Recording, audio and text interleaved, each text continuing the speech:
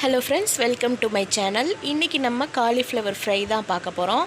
அதுக்கு ஒரு சின்ன பாத்திரத்தில் கொஞ்சம் தண்ணி ஊற்றி வச்சுருக்கோம். தண்ணி வந்து நல்லா கொதிக்க வச்சுக்கிட்டோம். கொதிக்க வச்சுட்டு க்ளீன் பண்ண காலிஃப்ளவரில் அந்த கொதிக்க வச்ச தண்ணியை ஊற்றியாச்சு. இப்போ அடுப்பில் சட்டியை வச்சாச்சு. அதில் 2 ஸ்பூன் ஆயில் ஊற்றியாச்சு. அதில் ஒரு வெங்காயம், 2 தக்காளி, பூண்டு தேவையான அளவு கட் பண்ணி வச்சுருக்கோம். இப்போ அடுப்பில் கொஞ்சம் ஜீரகம், கருவேப்பிலை,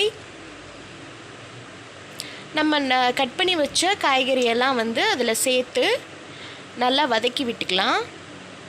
காலிஃப்ளவர் வந்து ஆல்ரெடி வந்து க்ளீன் பண்ணி வச்சுருக்கோம், கட் பண்ணி வச்சுருக்கோம். அதில் வந்து ஹாட் வாட்டர் ஊற்றினா தான் அது வந்து நல்லா க்ளீன் ஆகும். உங்களுக்கு தெரிஞ்சிருக்கும் காலிஃப்ளவர் க்ளீன் பண்ணுற மெத்தட். ஸோ அதை வந்து நம்ம தனியாக வந்து ஹாட் வாட்டரில் போட்டு சோக் பண்ணி வச்சுட்டோம். இப்போ இதை வந்து நல்லா வதக்கியாச்சு. வதக்கிட்டே இருங்க. ஒரு 5 to 10 minutes, ஒரு 5 minutes போதும். 5 minutes நல்லா வதக்குங்க.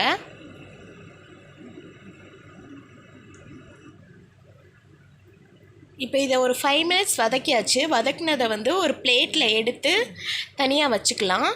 இப்போ அதே சட்டியே வந்து அடுப்பில் இருக்கட்டும். அதில் ஒரு 2 ஸ்பூன் ஆயில் ஊற்றிக்கலாம். ஆயில் ஊற்றிட்டு இப்போ நம்ம சோக் பண்ணி வச்சுருக்க காலிஃப்ளவர், இது வந்து இப்போ சோக் பண்ணும்போது அதில் இருக்க பூச்சி இதெல்லாம் வந்து அதிலேருந்து தனியாக வந்துடும். ஸோ அதை வந்து நல்லா கழுவிட்டு அதை இப்போ வந்து வதக்க போகிறோம். ஸோ அடுப்பில் இருக்க எண்ணெய் வந்து நல்லா காஞ்சிருச்சு. அதில் மறுபடியும் கொஞ்சம் ஜீரகம், இப்போ காலிஃப்ளவர் ஃபுல்லாக அதில் எடுத்து ஆட் பண்ணுறோம். இப்போ ஃபுல்லாக இருக்க காலிஃப்ளவர் ஃபுல்லாமே வந்து அடுப்பில் நம்ம பேனில் போட்டு நல்லா வதக்கிக்கலாம்.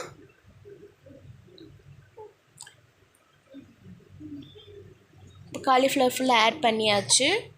அதில் ஒன்றுமே இல்லைங்க, ஆயில் ஜீரகம் மட்டும்தான் போட்டிருக்கோம். இப்போ காலிஃப்ளவர் ஃபுல்லாக போட்டு வதக்கிட்டுருக்கோம். அதை கொஞ்ச நேரம் வந்து மூடி போட்டு மூடி வச்சிடலாம்.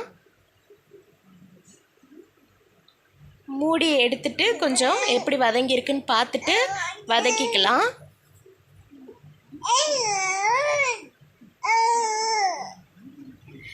மறுபடியும் மூடி போட்டு மூடி வச்சாச்சு. ஒரு 5 minutes ஆகட்டும். அதில் கொஞ்சமாக இப்போ கோகோனட் ஆயில் ஆட் பண்ணியிருக்கோம். ஏன்னா காலிஃப்ளவர் வேகிறதுக்கு கொஞ்சம் டைம் எடுக்கும்.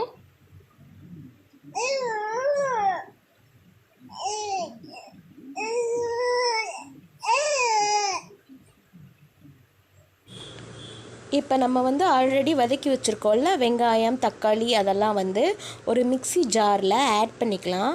ஆட் பண்ணிவிட்டு இப்போ அதை வந்து மிக்சியில் போட்டு அரைச்சி எடுக்க போகிறோம். அரைச்சி எடுத்தாச்சு. பாருங்கள், நல்லா ஒரு பேஸ்ட் மாதிரி ஆயிடுச்சு. இப்போ காலிஃப்ளவரை மறுபடியும் ஓப்பன் பண்ணி அதை நல்லா வதக்கி விட்டுக்கலாம். அதில் கொஞ்சம் சிக்கன் மசாலா, ஆச்சி சிக்கன் மசாலா தான் நாங்கள் யூஸ் பண்ணுவோம். சிக்கன் மசாலா சேர்த்துக்கலாம், ஒரு 2 ஸ்பூன். அப்புறம் சில்லி பவுடர் ஒரு 1 ஸ்பூன். இதெல்லாம் ஆட் பண்ணிவிட்டு இப்போ நம்ம வந்து கலந்து வச்சுருக்கோம்ல அந்த பேஸ்ட்டையும் ஆட் பண்ணணும். அதுக்கு முன்னாடி கொஞ்சம் உப்பு தேவையான அளவு போட்டுக்கலாம். இப்போ இந்த பேஸ்ட்டையும் ஆட் பண்ணிட்டோம்.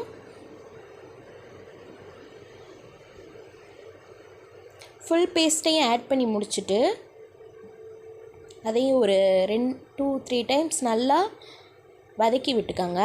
ஃபுல்லாக அந்த காலிஃப்ளவர் ஃபுல்லாக அந்த பேஸ்ட்டு ப்ளஸ் அந்த பவுடர்ஸ்லாம் நல்லா வந்து ஆட் ஆகணும். இப்போ அதே ஜாரில் கொஞ்சம் ஸ்பூன், ஒரு 2 ஸ்பூன் வாட்டர் சேர்த்து நல்லா அந்த வாட்டரையும் வந்து இப்போ நம்ம காலிஃப்ளவரில் ஆட் பண்ணியிருக்கோம். மறுபடியும் மூடி போட்டு கொஞ்சம் வேக வச்சுக்கலாம். ஏன்னா காலிஃப்ளவர் வந்து அது வந்து வேகிறதுக்கு கொஞ்சம் டைம் எடுக்கும். ஸோ அதனால தான் இத்தனை டைம் ஃபஸ்ட்டு ஒரு டைம் மூடி வேக வச்சோம். இப்போ வந்து பவுடர்ஸ் அந்த பேஸ்ட்லாம் ஆட் பண்ணிவிட்டு மறுபடியும் மூடி வச்சு வேக வச்சுருக்கோம். இது ஒரு 5 minutes நல்லா வேகட்டும்.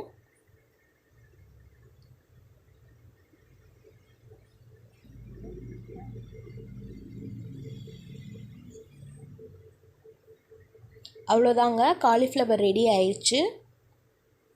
அதை ஒரு பிளேட்டில் எடுத்துக்கலாம். பாருங்கள், காலிஃப்ளவர் ஃப்ரை வந்து சிக்கன் மசாலா போட்டு சிக்கன் மாதிரியே ரெடி பண்ணியிருக்கோம். அவ்வளோதாங்க. தேங்க்யூ.